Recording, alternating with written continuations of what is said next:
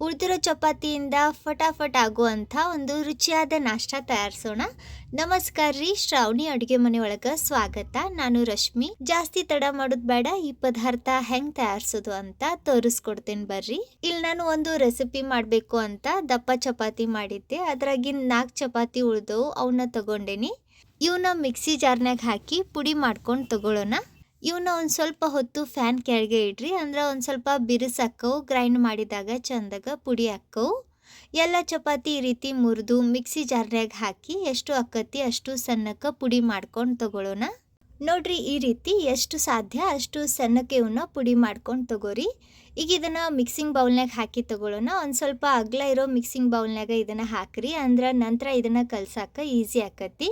ಸಣ್ಣಕ್ಕೆ ಕಟ್ ಮಾಡಿರೋ ಒಂದು ಉಳ್ಳಾಗಡ್ಡಿ ಹಾಕ್ರಿ. ನಾನಿಲ್ಲಿ ಒಂದು ದೊಡ್ಡ ಉಳ್ಳಾಗಡ್ಡಿ ತಗೊಂಡಿದ್ದೆ, ಅದನ್ನ ಈ ರೀತಿ ಸಣ್ಣಕ್ಕೆ ಹೆಚ್ಚಿ ಹಾಕಾಕತ್ತೀನಿ.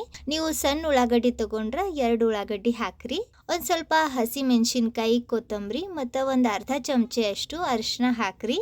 ನಾನಿಲ್ಲಿ ಮುಂಚೆನ ಹಸಿ ಮೆಣಸಿನ್ಕಾಯಿ ಹಾಕೀನಿ. ಒಂದು ಅರ್ಧ ಚಮಚೆಯಷ್ಟು ಖಾರ ಹಾಕೋಣ. ನೀವು ಬೇಕಂದ್ರೆ ಹಸಿ ಮೆಣಸಿನ್ಕಾಯಿ ಸ್ಕಿಪ್ ಮಾಡಿ ಬರೀ ಅಚ್ಚ ಖಾರದ ಪುಡಿ ಹಾಕ್ಬಹುದು. ಅರ್ಧ ಚಮಚೆಯಷ್ಟು ಗರಂ ಮಸಾಲ, ಒಂದು ಅರ್ಧ ಚಮಚೆಯಷ್ಟು ಜಜ್ಜಿರೋ ಕರಿಮೆಣಸು ಮತ್ತು 2 ದೊಡ್ಡ ಚಮಚೆಯಷ್ಟು ಮೊಸರು ಹಾಕ್ರಿ. ಮೊಸರು ಅವೈಲೇಬಲ್ ಇಲ್ಲ ಅಂದ್ರೆ ನೀವಿಲ್ಲಿ ನಿಂಬೆ ಹಣ್ಣಿನ ರಸ ಹಾಕ್ಬಹುದು. ಒಂದು ಅರ್ಧ ನಿಂಬೆ ಹಣ್ಣಿನ ರಸ ಹಾಕ್ರಿ. ಈಗ ನಾನಿಲ್ಲಿ ಕುದಿಸಿರೋ ಒಂದು ದೊಡ್ಡ ಬಟಾಟೆ ಅಂದ್ರೆ ಆಲೂಗಡ್ಡೆ ಹಿಂಗೆ ಹೆರಜಿ ಹಾಕಾಕತ್ತೇನಿ.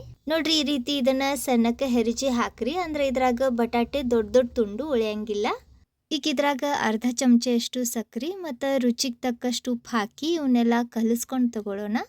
ಬಟಾಟೆ ಮತ್ತು ಉಳ್ಳಾಗಡ್ಡಿ ಒಳಗೆ ಮಾಯಿಶ್ಚರ್ ಇರ್ತೈತಿ, ಅದ್ರ ಒಳಗನ ಇದು ಚಂದಾಗ ಬೈಂಡ್ ಆಕತಿ. ನೋಡ್ರಿ, ಈ ರೀತಿ ಇದನ್ನ ಚಂದಾಗ ಮಿತ್ಕೊಂತನ ಕಲಿಸ್ಕೊಂಡು ತಗೊಳ್ಳೋಣ. ಕೈನಿಂದ ಹಿಂಗೆ ಒಂದು ಸ್ವಲ್ಪ ಕಿವುಚ್ತನ ಇದನ್ನ ಕಲಿಸ್ಕೊಂಡು ತಗೋರಿ, ಅಂದ್ರೆ ಹಾಕಿರೋ ಎಲ್ಲ ಪದಾರ್ಥ ಒಂದ್ರಾಗ ಒಂದು ಚಂದಾಗ ಮಿಕ್ಸ್ ಆಕ್ಕವು, ಇದು ಬೈಂಡ್ ಆಕತಿ. ಇದ್ರಾಗ ನೀರು ಹಾಕಬಾರ್ದು. ನೀರು ಹಾಕಿದ್ರೆ ಇದು ಅಷ್ಟು ರುಚಿ ಅನ್ಸಂಗಿಲ್ಲ. ನೀರು ಹಾಕ್ಲಂಗನ ಇದನ್ನ ಕಲಸ್ರಿ, ಅಂದ್ರೆ ಪದಾರ್ಥ ರುಚಿ ಆಕತಿ. ನೋಡ್ರಿ, ಈ ಥರ ಕಲಿಸ್ಕೊಂಡ್ಮ್ಯಾಗ ಈಗ ಇದ್ರಾಗಿನ ಸ್ವಲ್ಪ ಮಿಕ್ಸರ್ ತಗೊಂಡು ಇದನ್ನ ಚಂದಗ ಈ ರೀತಿ ಉಂಡಿ ಥರ ಮಾಡಿಕೊಂಡು ನಾವು ಆಲೂ ಟಿಕ್ಕಿ ಅಥವಾ ಬಟಾಟಾ ಟಿಕ್ಕಿ ತಯಾರಿಸ್ತೇವೆ ನೋಡ್ರಿ, ಹಂಗೆ ಫ್ಲ್ಯಾಟ್ ಮತ್ತು ಸುತ್ತಾರ್ಲೆ ಇದನ್ನ ರೌಂಡ್ ಆಕಾರ ಕೊಟ್ಟು ತಗೋರಿ. ಈಗ ಇದೇ ರೀತಿ ಉಳಿದಿರೋ ಎಲ್ಲ ಮಿಕ್ಸ್ಚರ್ನಿಂದ ಈ ಟಿಕ್ಕಿ ತಯಾರಿಸ್ಕೊಂಡು ತಗೊಳ್ಳೋಣ. ಇವನ್ನ ಬಹಳ ದಪ್ಪ ತಯಾರ್ಸಕ್ಕೆ ಹೋಗ್ಬೇಡ್ರಿ, ಒಂದು ಸ್ವಲ್ಪ ತೆಳ್ಳಗನ ಇರಲಿ, ಅಂದ್ರೆ ಒಳಗೂ ಚಂದಾಗ ಬೇಯ್ತವು. ಹಿಂಗೆ ಇವನ್ನ ಒಂದು ಸ್ವಲ್ಪ ಹತ್ತಿಕ್ಕಿನ ತಯಾರಿಸ್ರಿ, ಅಂದ್ರೆ ಚಂದಾಗ ಬೈಂಡ್ ಆಕ್ಕವು. ಈ ಥರ ಇವನ್ನ ನೀವು ಒಂದು ಸತಿ ತಯಾರಿಸಿ ಇಡ್ಬೋದು. ನಾನಿಲ್ಲಿ ಎಲ್ಲ ಟಿಕ್ಕಿ ತಯಾರಿಸೀನಿ. ಈಗ ಗ್ಯಾಸ್ ಮ್ಯಾಗ ತೆವಿ ಮುಂಚೆನ ಬಿಸಿ ಮಾಡಕ್ಕೆ ಇಟ್ಟಿದ್ದೆ. ಇದ್ರಾಗ ಒಂದು 2 ಚಮಚೆಯಷ್ಟು ಎಣ್ಣೆ ಹಾಕಿ ಇದನ್ನ ತೆವಿ ಮ್ಯಾಗ ಎಲ್ಲ ಕಡೆ ಚಂದಾಗ ಸ್ಪ್ರೆಡ್ ಮಾಡಿಕೊಂಡು ನಾವೇನು ತಯಾರಿಸಿ ಇಟ್ಟೇವೆ ನೋಡ್ರಿ ಟಿಕ್ಕಿ, ಇವನ್ನ ತೆವ್ಯಾಗ ಎಷ್ಟು ಆರಾಮಾಗಿ ಸಾಲ್ತವು ಅಷ್ಟು ಇಟ್ಟು ಇವನ್ನ ರೋಸ್ಟ್ ಮಾಡ್ಕೊಂಡು ತಗೊಳ್ಳೋಣ.